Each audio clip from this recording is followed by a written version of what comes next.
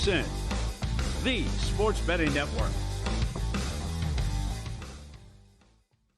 Follow the money. That's what I always say. You always follow the money. Yeah. This is Follow the Money with Mitch Moss and Paulie Howard on Vsin.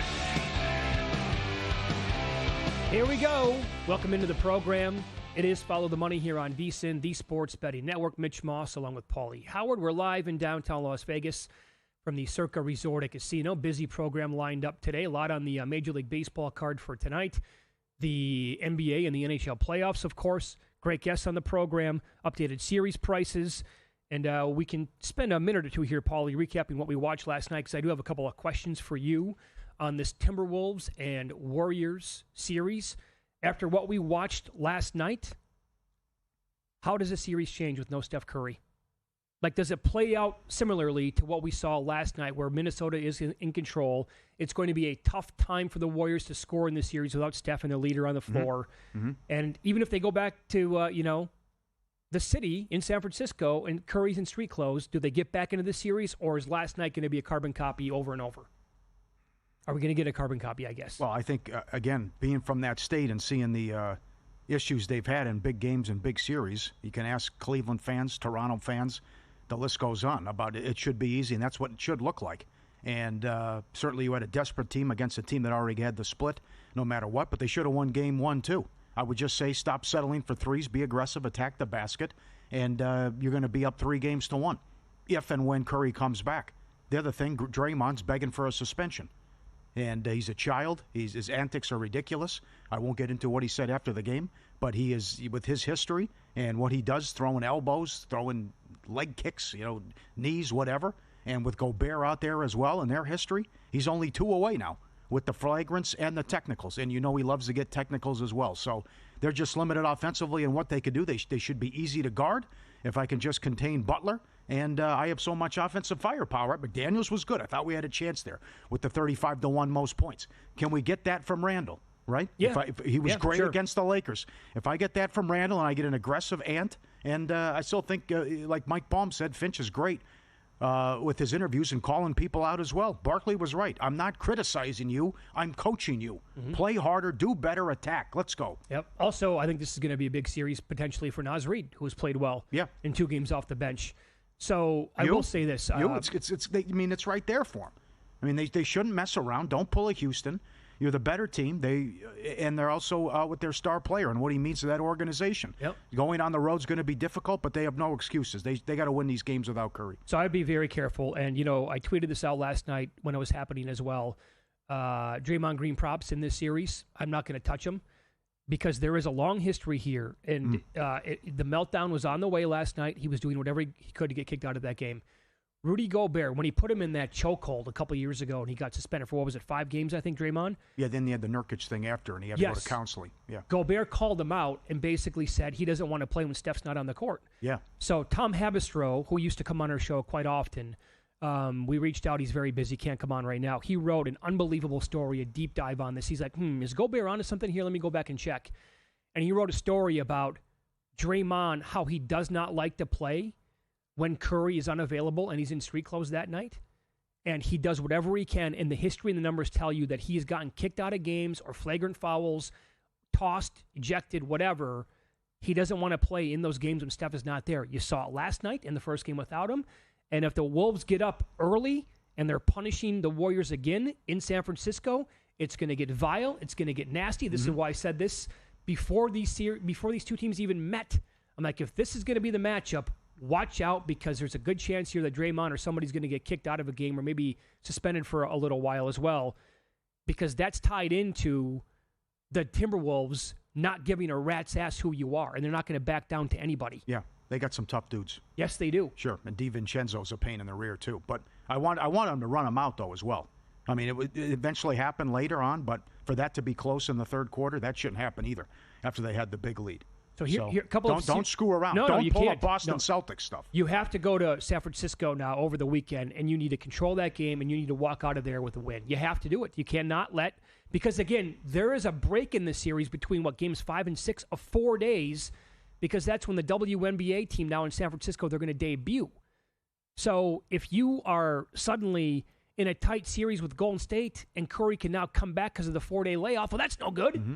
So Wolves minus 1.5 games for the series is now minus 110. Do you think they sweep Golden State? Wolves minus 2.5 games plus 205 at DraftKings. No.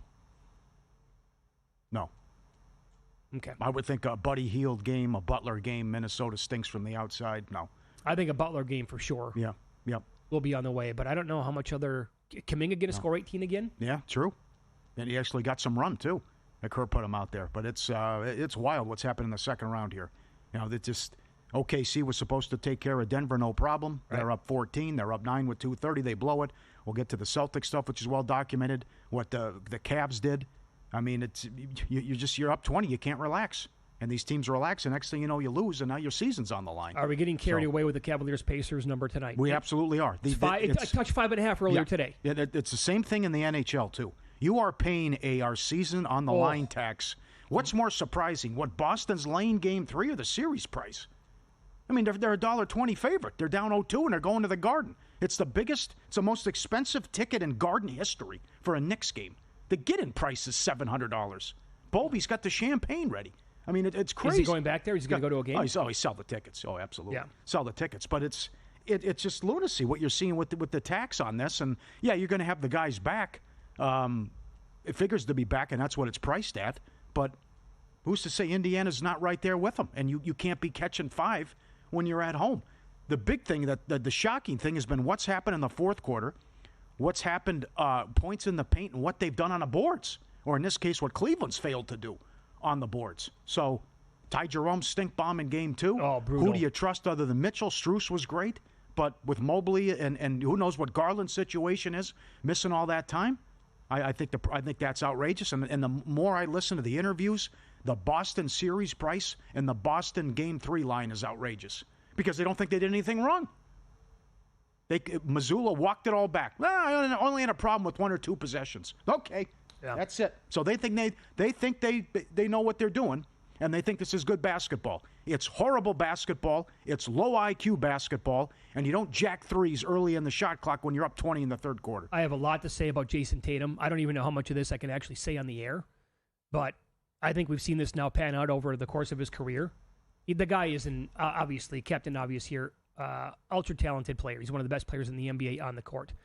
I also think he's one of the mentally weakest players we've seen in a long time. His idol was Kobe. He wants to be Kobe. He wants you to think that he's Kobe Bryant. Dude, you're not on the same stratosphere as Kobe Bryant was as a basketball player in the NBA. You're not close. He was also a killer, too. I mean, Kobe was. Kobe was all-time killer. Oh, yeah. This guy, I think there's a chance here where he is like Kevin Durant light. I don't know about the burners on the accounts and, going after people who make fun of him, but I think that Tatum probably listens to a lot of what media says about him.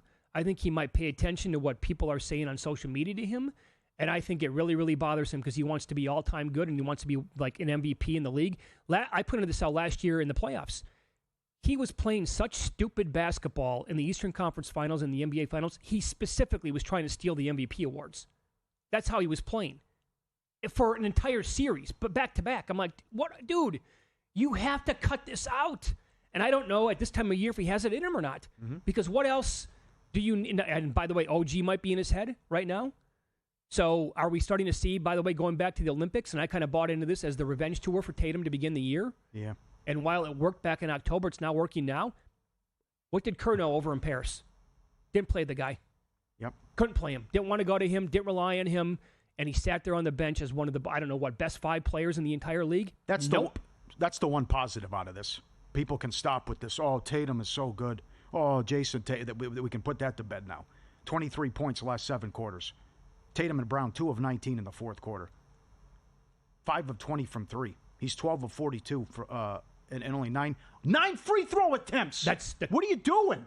Again, he went to the free throw line the last 3 games against Orlando almost 40 times. Yep. That's the guy I thought we were going to get here against the Knicks. Now, I will say this, and we've talked about this throughout the year. This is kind of when you want Boston, though, is going to be on the road. They play much better on the road. That is true. Right? Yep. But they do at home. Yeah, but even if they get the split, then you got to win 3 in a row. So, and it feels like the Miami series in the conference finals when they were huge favorites and they lost the first 3. But to be up 20 back-to-back games and blow it, and certainly if it's going to be close, you'd have to give the Knicks edge as well, which is how good Brunson is. And Holiday had the silly foul as well. And then can Joey draw something up? That's the other thing. Are we sure he's a good coach? No, we're not. And I would fire the guy if they lose in 5. I don't care what happened last year. You just saw what Denver did. No, last year means nothing. Absolutely. You just saw what Denver did. And there's more to that coming up, too, which we'll get to, because I saw Zach Lowe made a great point. That is so important with coaching about being reckless, use the clock to your advantage, and time and score. Which, it's time. You don't take, I missed a 3. We got the rebound. I'll shoot another 3. You're up 20. Get to the line, attack the basket, and run some clock here. Don't just shoot 5 seconds into the shot clock in what you're doing. And also, they want to talk about what we're playing the math game. That's a larger sample size. This is a small sample size. So you're going to say, well, if we shoot 53s a game, it's going to work out. We're going to be. You could stink it up for 4 games and go home, and that's what happens in the first 2. But also, I'm okay with open 3-pointers by any team pretty much. The contested threes are what kill me. They think that's a good shot. That's true, right. And that step-back crap. Yep. What they did in a tie game late in Game 1. For a limited time, slashing the price of our annual subscription, normally $240, now just $199. Sign up today. You get 2 extra months for free, 14 months, less than 50 cents a day, promo code PRO. Every best bet, every host, every guest, the betting splits, the trends from Mackinnon, the dog videos, Vsin.com/subscribe, code PRO. 14 months, less than 50 cents, Vsin.com. All right, you brought this up. We'll expand on it coming up. Tonight's schedule, including first quarter, first half, and first period numbers, the perfect example of baking desperation into a number is next.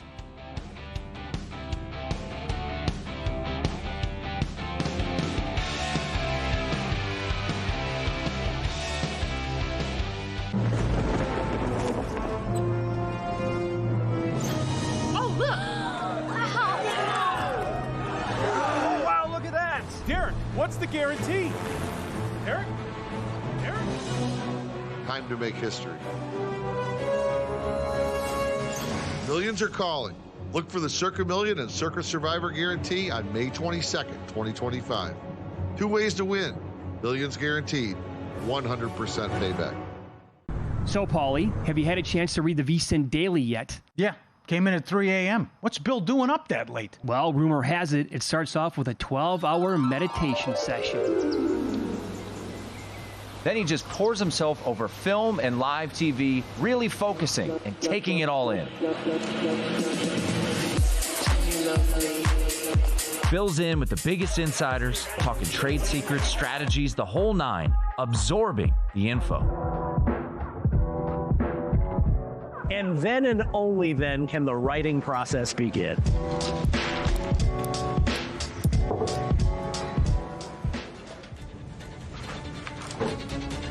In Las Vegas, Bill's late night becomes your early morning. Wake up to the very latest betting insights in your inbox with the Vsin Daily.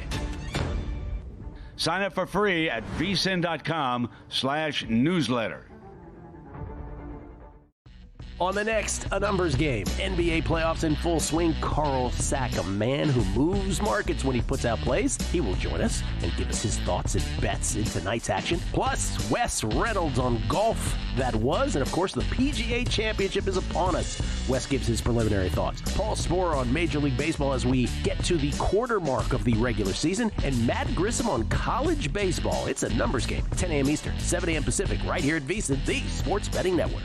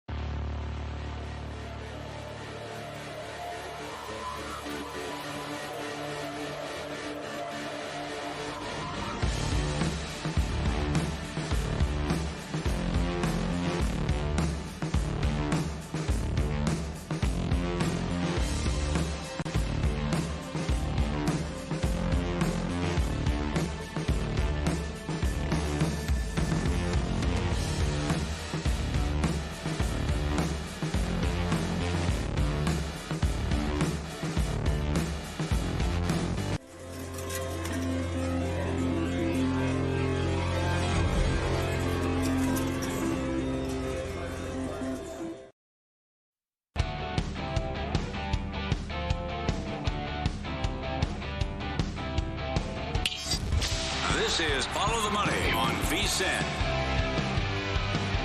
So some numbers now to look at early on in these games, like first quarter, first half. Again, the Cavs are up to a 5-point favorite against the Pacers. First half, they're either 2.5 or 3. That's, splitting it right down the middle. First quarter, they're minus 1.5. Similar story there with the Thunder at the Knicks, although you can find the Thunder laying 2.5 or 3.5 in the first half if you shop around. But this is more specifically what I'm talking about when I said before the break that you're baking desperation into a number. So at Caesars right now, Florida is up to 260 for the game tonight against Toronto. 260. Yeah. But the first period market with the Panthers now continues to move up. At DraftKings, Paulie, in the first period, just to win it on the money line, Florida is minus 240 to win the first period. Mm-hmm. Now, they might win it 4-0. Who knows? And coast to a victory tonight. But to me, minus 240, and what I'd like to do is come back and take half a goal in the first period, but you got to pay, the splits, just the straddle stinks. Because if I want to do that, you're still paying like minus 145, minus 150 on half a goal with the Maple Leafs in the first period. Where you at with Wall? What do you think?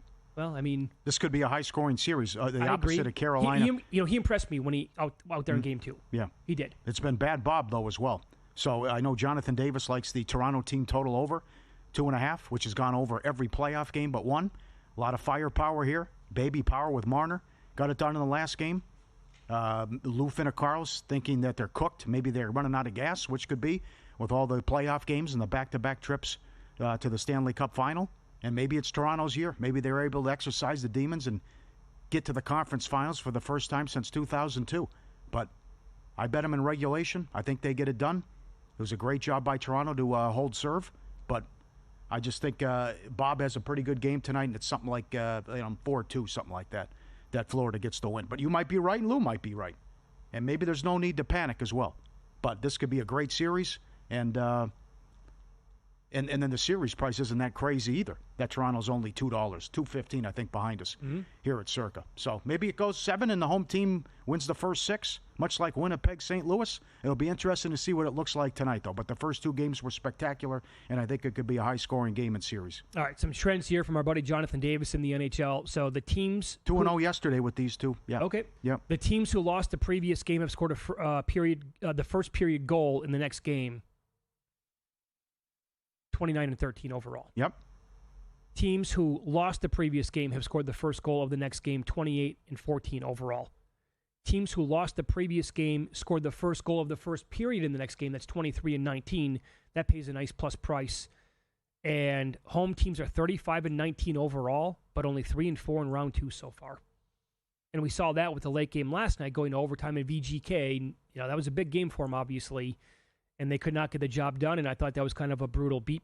Well, I don't think they deserved to win the game. Let me preface it by that. I thought Edmonton was better for the first, in regulation. Mm-hmm. However, the way that overtime started, I thought they dominated Edmonton and had several chances, and then just what do you do when there's a breakaway like that? And PK Subban said after the game on ESPN with SVP that he doesn't blame Jack Eichel. He's not the fault there because McDavid blew right by him. PK Subban said last night there isn't a defenseman in the league who could have slowed him down. Yeah. Yep. Edmonton blows the 2-goal lead. Yep. Great resilience by VGK to come back. Edmonton gets the 5-minute power play. They couldn't cash in, was shocked. And then Cassidy's ticked off about the non-call in overtime as well, and we'll talk about that with Stormy. But I think he has every right to be pissed off he's about livid. that. Oh, he was livid. Total number of players with goals. Edmonton, 15. Points, 18. How about the balance here? Yeah, how about their good. outscoring teams 5-on-5 without McDavid and Draisaitl? That's unbelievable. I can't believe it. Huh? And then every win's been come from behind as well. So you play LA, right? You're down 3-0, 4-0, 3-0, and then here you were down 2-0 in game 1. No problem. We're 2 games away from going back to the conference finals. Now the bigger question might be, can you win with this type of defense and goaltending? I mean, can you outscore as good as they look game 1?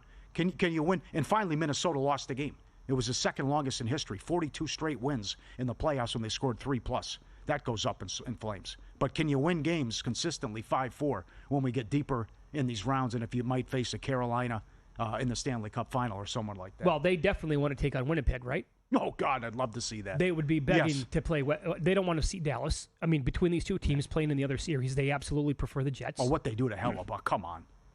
I mean, it's just they probably chase him. I'd love to see what the prop is, how many games they chase him. But it's just, it's incredible what they're doing here that they were dead and buried down 0-2. And as far as the other game tonight, I think it's appropriately priced because Winnipeg's season's on the line, $1.35. So right back with Dallas over team total.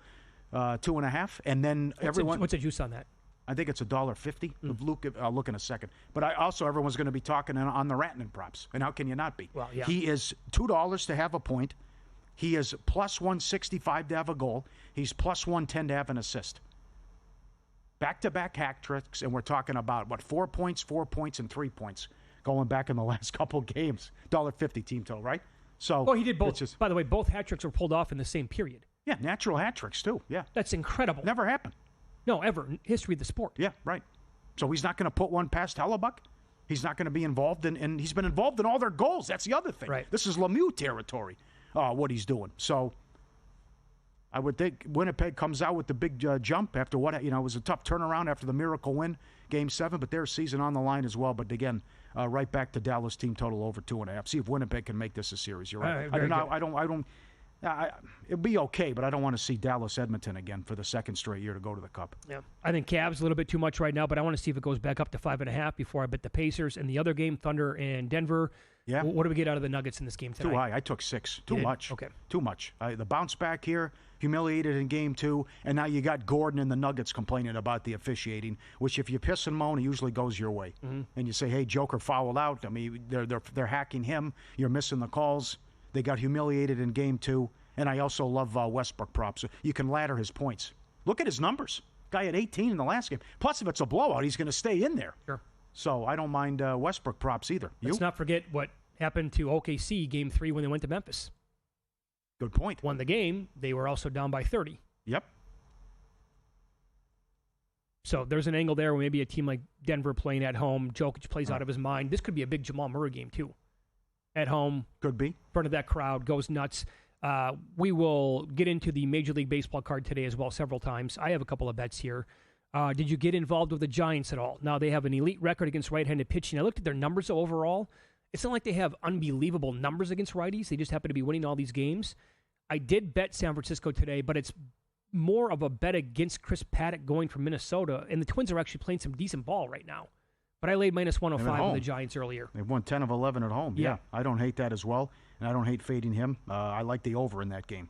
I think there'll be runs scored, and Buxton's been hot too. Yeah. But more sides coming up, but we got an 11 in Sacramento. Judge goes home. Oh. I mean, I think Judge is going to rake today, and I could go over first 5 in that game. And that first 5 is 6 runs now at a lot of books. Yeah, right. And even though it lost, I mean, we got the base hit early, and then they shut him down. But Freeman's got some incredible numbers, what he's done going against this guy that Arizona's throwing too. So there's a lot of more better props and stuff to look at. And the question is, to start today, do you want to fire with Detroit here with what Scooble's done? 3-0, ERA under 1 the last 3 starts, number 2 in runs scored, 3rd in ERA. Texas has lost 6 series in a row, 3rd fewest runs. Number 1, how do they get anything off this guy? You're firing a hitting coach, and although it worked for 1 game with Boone, that was it against Boston, and now you're throwing Corbin. At least he's been a different guy for the spider bite, but still, come on, with the way Detroit's raking. Well, let me go the opposite side here for a second. The doubleheader getting in late? You going there? There's a bunch to it, right? First of all, you had that doubleheader yesterday at Coors Field in Denver, so now they got to go all the way back to Detroit to play this game tonight. The Tigers have been on the road since April 28th. It is the definition of a huge Malinsky special tonight. First game back after a long road trip. Rangers played a day game in Boston, short flight over, and to Detroit.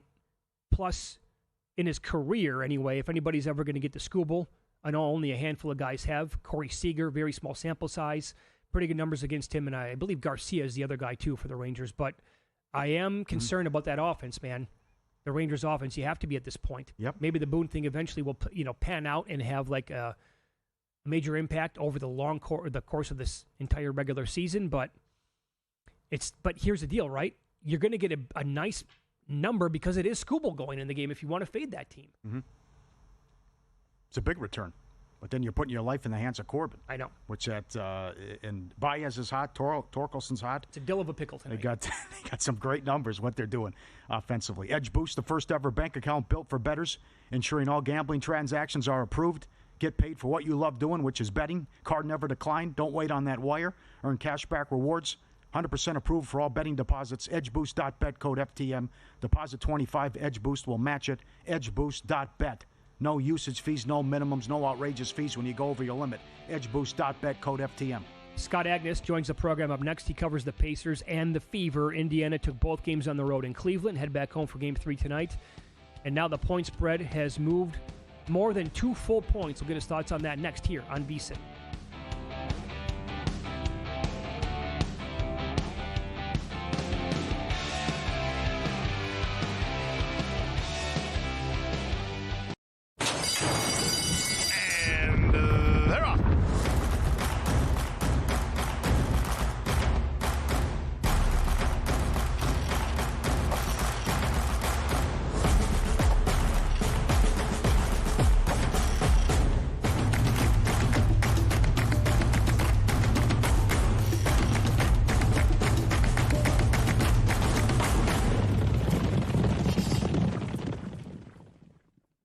If you're serious about betting this season, it's time to go pro.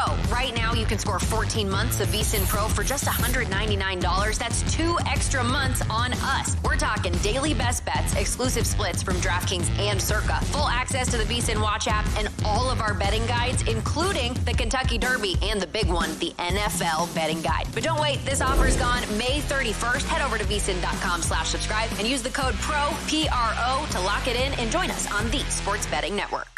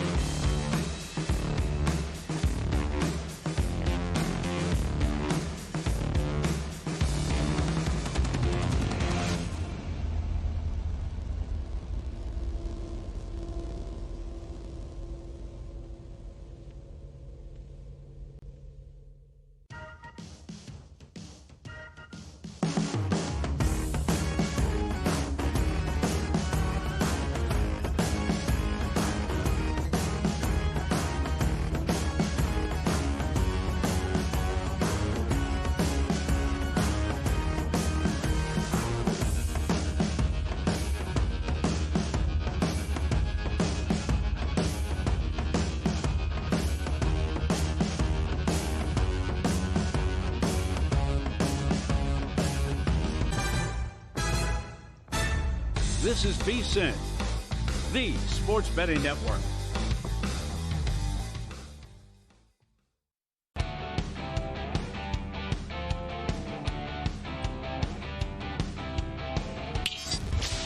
This is Follow the Money on Vsin.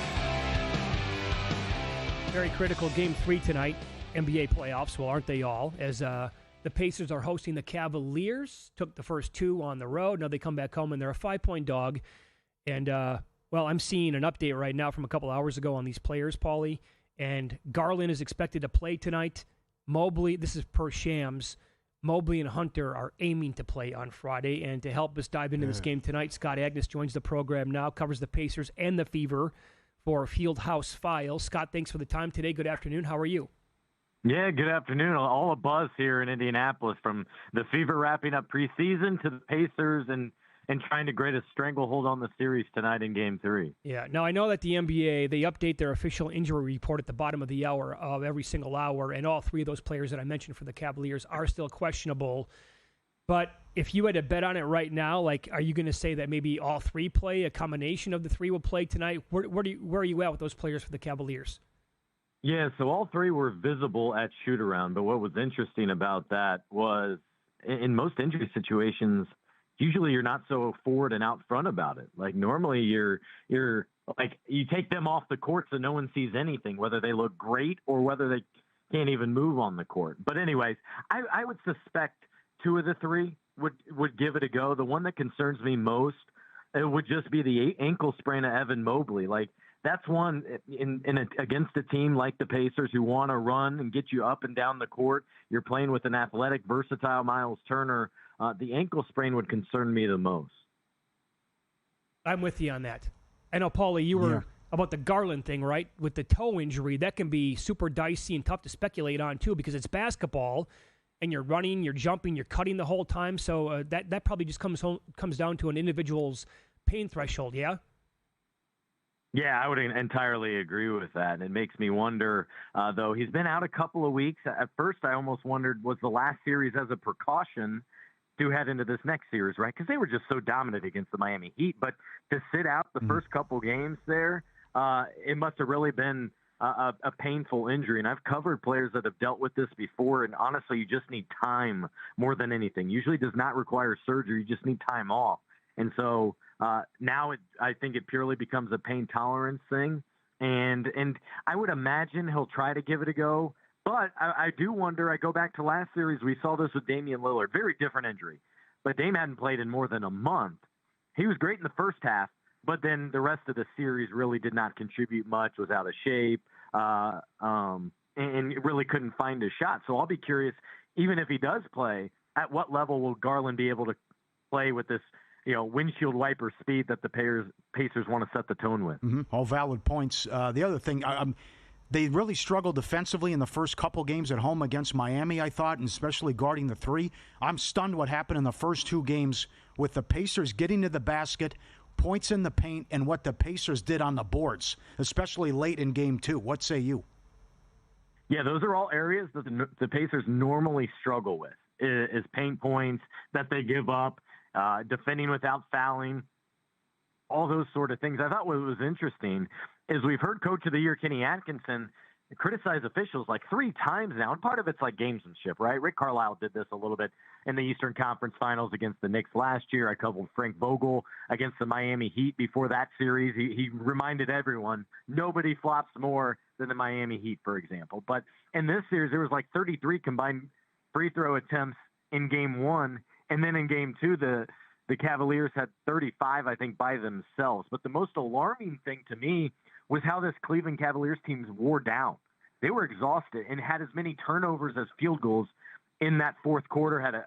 They struggled to even get the ball in bounds. Yeah. And part of the discussion that I don't think has been brought up enough is they lacked timeouts. They had to burn a couple timeouts just to try to get the ball in that final minute. Mm-hmm. Yeah. So before this series started and the Cavs won 64 games, at any point during this season did you think I might be covering the NBA Finals? Not NBA Finals, and I probably wouldn't say I'm there yet either. But I thought this was a Pacer team that absolutely should reach this round, and the next round would be a bonus. That was my expectations coming off last year. Okay. So you cover the Fever as well. Which team has a better chance of making the finals, the Pacers or the Indiana Fever? Yeah, that's a fun question, and especially as the W season's just getting started. I would say the Fever. They're already in the championship aspirations. in contending conversation. You have one of the best players in the league in Caitlin Clark as well. You have dominant scoring. Their games, the way in which they want to play very much resembles one another, which is interesting in town. But still, despite having 2 wins in the series, you'd still have the conference finals. I would pick the Fever. All right. I don't disagree. It's Follow the Money here on Vsin, the Sports Betting Network. Our guest, Scott Agnes, who covers the Pacers and the Fever for Fieldhouse Files. Now, I'm a little bit concerned with the Pacers and where they're at maybe entering this game, and I'll explain why. And you can correct me if I'm wrong. I go back. I can't get Game 5 out of my head against the Bucks, and I'll give credit to the Bucks. No Damian Lillard. They came out right, but they had a chance to finish off Milwaukee in that game, put them away. They did eventually, but it took a miraculous comeback late. And the Bucks just they completely outplayed them, and I thought the Pacers showed up with like their D game, just like, okay, well, we can beat them with no Lillard, no problem. Are they feeling a little fat and happy that they took the first 2 on the road here? Or are they going to come out and say, you know what, we have a chance to put our foot on their throats tonight, gentlemen. Let's take care of business.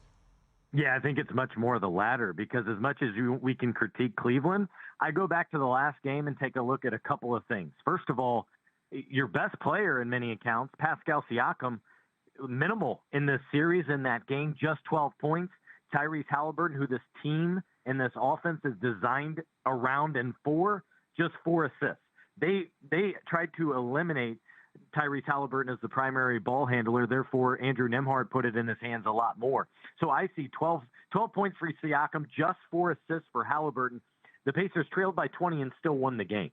So I don't think they played great by any means. And I think for that reason, and the likelihood of at least a couple of their injured players coming won't allow for the Pacers to get ahead of themselves.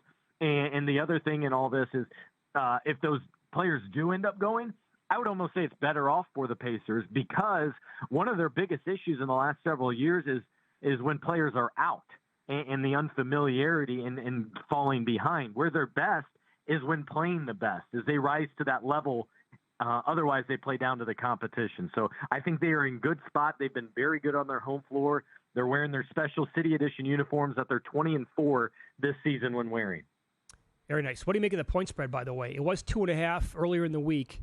That was when the status was more, I think, unknown about the players for the Cavaliers. And again, but maybe not all 3 guys are going to come back tonight. They're now a 5-point favorite on the road here, Scott.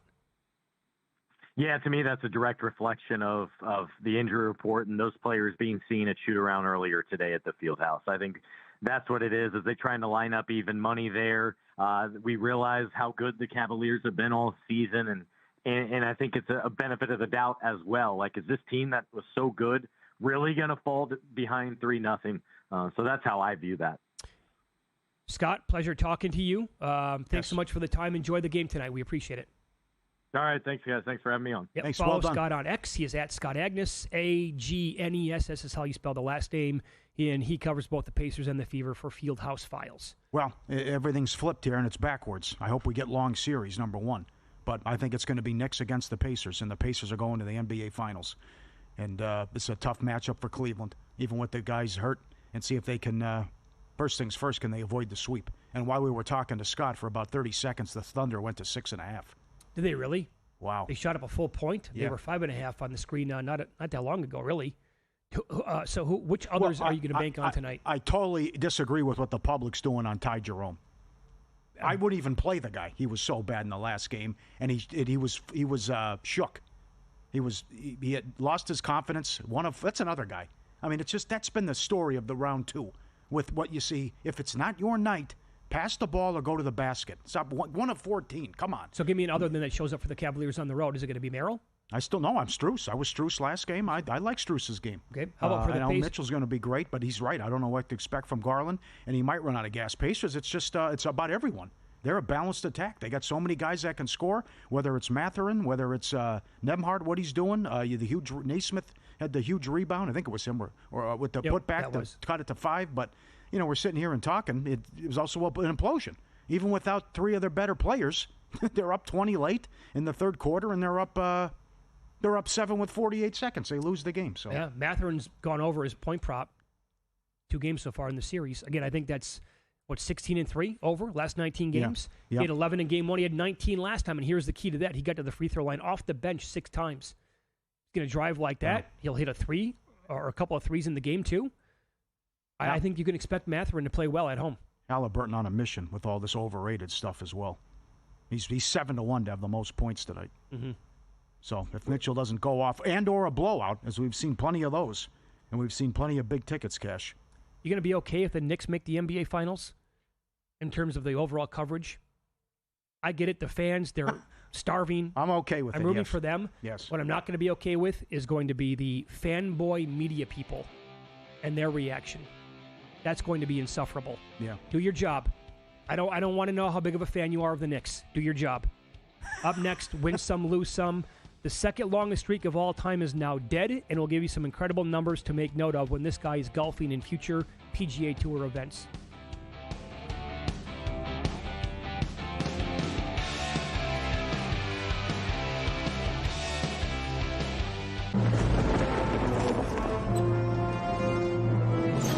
Oh, look! Oh, wow, look at that! Derek, what's the guarantee? Derek? Time to make history. Millions are calling. Look for the Circa Million and Circa Survivor guarantee on May 22nd, 2025. 2 ways to win. Millions guaranteed. 100% payback. Your favorite Vsin shows and personalities are now available to download as podcasts. Catch every hour of our live broadcast with Vsin Best Bets, or find your go-to show and download it directly. Get instant reactions to last night's games, sharp analysis on today's biggest matchups, and everything in between. Whether you're commuting, working out, or just catching up, Vsin lets you take the action with you wherever and whenever you want. Search Vsin on your favorite podcast platform and get in on the action with Vsin, the sports betting network.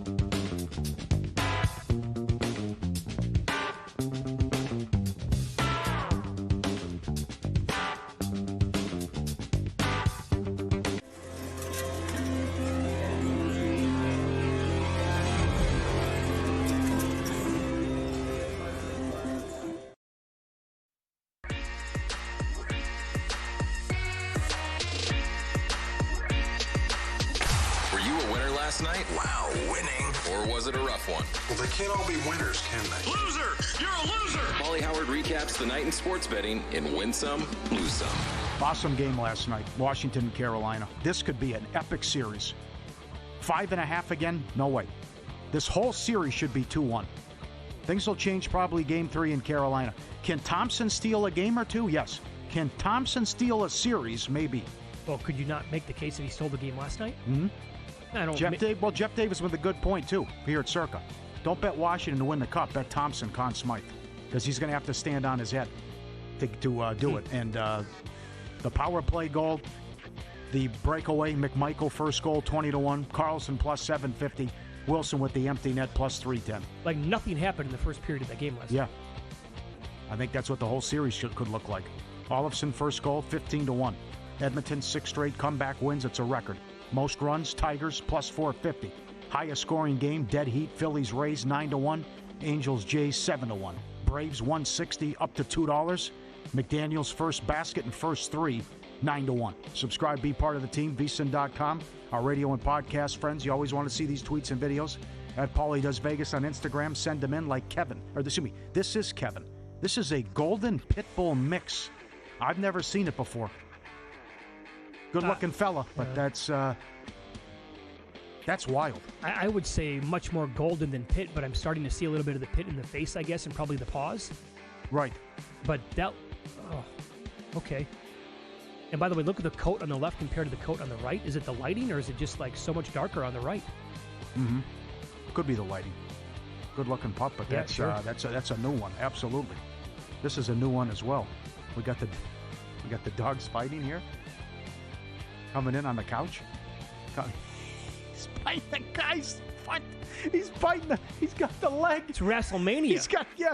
He's going to work on him. They got the 2 French bulldogs fighting on the couch, and the little guy's screaming for help. Little help here. Oh. He's biting his leg. He won't let go. There's a good 3 count easily, man. He's the new champ of the world. He's got nothing to do. Look at the guy. He's like, how am I supposed to get out of this? I can't get out of this. He's biting my leg, and he won't let go. It's not fair. Good one. I'll put that up later. Paulie Does Vegas on Instagram. Put that up there, Luke. The streak is over.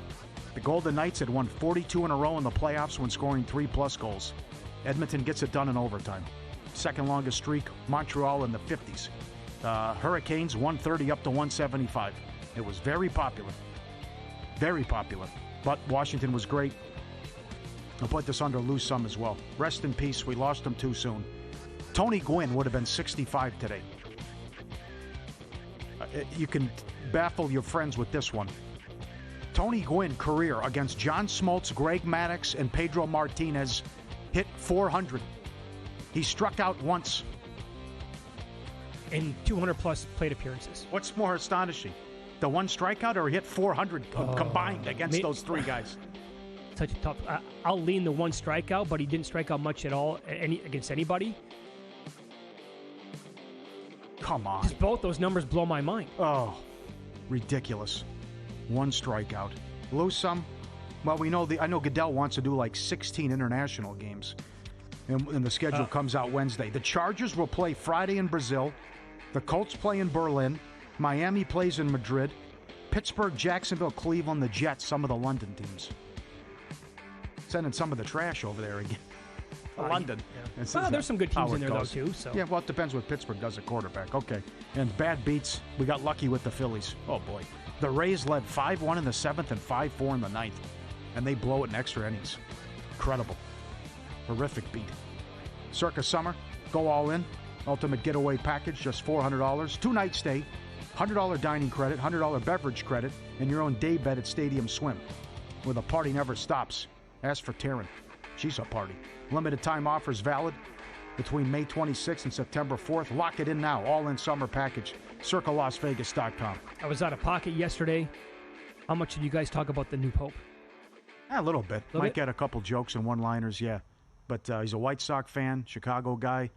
Portillo's get that thing baptized. I saw they're running that ad as well. Yeah. So did you see, by the way, 65-1 the odds? Well, I mean, yesterday I saw this on X, basically saying that everybody who was betting on the Pope was wrong. The new Pope was 0.3% on Polymarket right before the announcement. Right before the announcement. Oh, imagine you had that info. Yeah, you could have had way higher than 65-1 at some spots then. I retweeted a guy. We got an American Vatican City after electing an American pope. There's a Waffle House, a Costco, and a Buc-ee's right there with the picture. There's got to be Portillo's. Yeah, that too, right? I have to bring that over there, I would think. Yeah. And I also saw yesterday, because I had a bet on Steven Yeager to finish top 10 in the first round here at this PGA tournament this week. He finished T11. I got what I wanted from the guy. He had to basically birdie number 18 to give me a chance to win, and I had him at plus 450. And he finished T11 because so many guys were off to great rounds. But this one I was not aware of with how good he's been in the first round. Keith Mitchell was the first round leader yesterday. His last 6 round one positions from Ben Coley on X. 5th, 61st, he imploded. First, second, and first. Hello. So that is now 4 straight. Check that. 5 straight first or second finishes in the first round. And 6 out of 7 top 5 finishes in the first round for Keith Mitchell, who was still leading today after round number 2. That is incredible. I've been on Yeager because he's been so good in the first round with big numbers, but not Mitchell, unfortunately. So, we got this, I think it was late last week, or early this week. There was a viewer on X who said, I'm going to parlay all teams in the NHL, all the home teams who were dogs at the time, plus 2.5 games in their series, and it was plus 165. I looked for it after the show. I made the bet. Golden Knights. Yep. Can you help me out a little bit here? What do you think? They did it in 2021. They were down 0-2 against Colorado and won 4 in a row. But this could be a different, a whole different ball game here with what Edmonton's got cooking. So now you go on the road. I think Vegas started in Colorado. I think it's the other way around now. But yeah, this is scary what they're doing. Well, again, that the others are playing so well and 18 different guys have scored.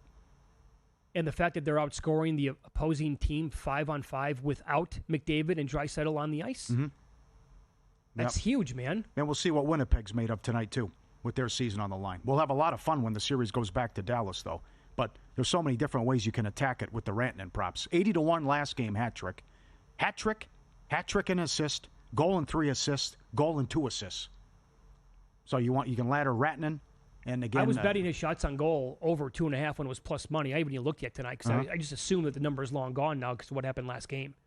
Yeah, like he wasn't really even under consideration in that market for me tonight. I know it's steep, but $2 to have a point. He's at a point on 12 straight Dallas goals, so he's involved in everything. And then, some of these he's got like the same odds as Marner tonight to score a goal.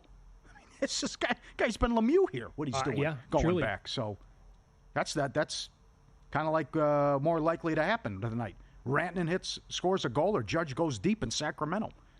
They're the same number? Or Tommy, I think pretty much the same number. I'm imagine with Judge with a total of 11 and that launching pad, probably plus 180 and Rantanen plus 165. All right, looking at the screen right now as well, you mentioned how the Thunder popped to 6.5. Most spots now showing back to 5.5 or 6. I don't know, maybe it toggles back and forth. Maybe they're just a bunch of sharp groups battling it out with each other right now. I like the Thunder. Get a bet. It's game day, so you can get down massive limits, obviously, and just move that number up 6.5, and then when it touches there, other groups are like, that's way too much. Officiating will be big tonight. Yeah. We'll see what they do. They shouldn't allow Joker to get away with that stuff, but if Joker's in foul trouble, that's all she wrote. Again, the on-off numbers are horrific, but also what they did, they won't shoot like that again. They set the record. They had 87 points at halftime. I know. But they're so good, man. Again, none of this makes sense. Boston should blow out the Knicks. It shouldn't be close. Both wins should have been by 20 points. OKC should be up 2-0. Mm-hmm. I mean, if you look at Denver turns the ball over. OKC's all-time good. OKC, number 1 point differential, number 1 defense, number 1 everything, number 1 deflections, everything. Denver doesn't guard anybody. Denver doesn't have any depth. I mean, they shouldn't be close. Minnesota should play OKC, and Cleveland should play Boston. And they shouldn't be close, but it's the opposite. Yeah. And that's why it's so fascinating with the futures market, and then you see what the adjusted series prices are. Yeah, but I also think Minnesota, obviously very fortunate that Curry got hurt. Yep. They were awful in Game 1. Sure they were. I don't understand. I'm with Finch. Why do I have to talk about intensity and energy for a second-round playoff? I don't understand it sometimes. I really don't. Why does Missoula look at the tape and say, no, we're good? That too. I like what we did. Maybe only one thing wrong. What? How do you not? That's not jump off the page. Hey, we're not passing the ball. No, They have 9 assists, I think, in the fourth quarter or something like. It's 9 baskets. They have 9 baskets in the fourth quarter. All right, so on that note, I will give you the ultimate hot take up next. Not sure you can handle this one. Do you concur? On tap here. Follow the money. It's Vsin, the Sports Betting Network.